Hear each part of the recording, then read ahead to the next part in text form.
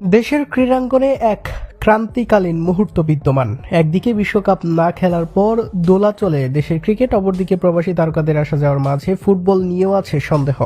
এই মুহূর্তে নানা দিক নানা সমীকরণের মাঝে দেশের ক্রীড়াঙ্গন, আর এমন অবস্থায় শূন্য দেশের ক্রীড়াঙ্গনের সর্বোচ্চ পদের আসন। ক্রিকেট বোর্ডের প্রেসিডেন্টের দায়িত্বে থাকা নাজমুল হোসেন পাপনের হাতে থাকে ক্রীড়া প্রধানের দায়িত্ব। তবে সেই দায়িত্ব থেকে তিনি চলে যাওয়ার পর এই দায়িত্ব পান আসিফ মাহমুদ সজীব ভুঁইয়া।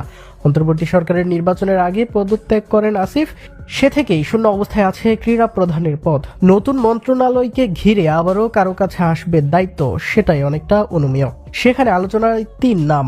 সেখানে বড় আকারে আছে আলী আসগর লবির নাম। একসময় ছিলেন বিসিবি প্রেসিডেন্ট, বিএনপির সাবেক এই সংসদ এবারও নির্বাচিত হলেন নিজের আসন থেকে। শুধু সাংসদ নয়, ক্রীড়া সংগঠক হিসেবেও ভালোই পরিচিত আছেন তিনি।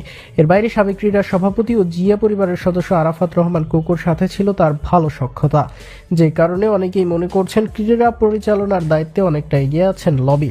আলোচনায় আছে ঢাকার 6 আসন থেকে নির্বাচিত হওয়া ইশরাক হোসেন। সাদেক হোসেন খোকাপুত্রের সাম্প্রতিক সময়ে ক্রীড়াঙ্গনে অংশগ্রহণ লক্ষ্য করা গিয়েছে। এর আগে তার পিতা সাদেক হোসেন খোকাও ছিলেন যুব ও ক্রীড়া মন্ত্রণালয়ের পদে। ইশরাক বয়সে অন্য অনেকের চেয়ে তরুণ, যে কারণে ধারণা করা হয় প্রজন্মের পালস ধরতে পারবেন তিনি। সবকিছু মিলিয়ে ইশরাককে পদ দেয়া হলে অবাক হবার থাকবে না কিছুই। এই পদে আলোচনায় আরেক নাম আমিনুল ইসলাম। বাংলাদেশ জাতীয় ফুটবল দলের সাবেক অধিনায়ক, একটা সময় বাংলাদেশ ফুটবলের সবচেয়ে বড় তারকা।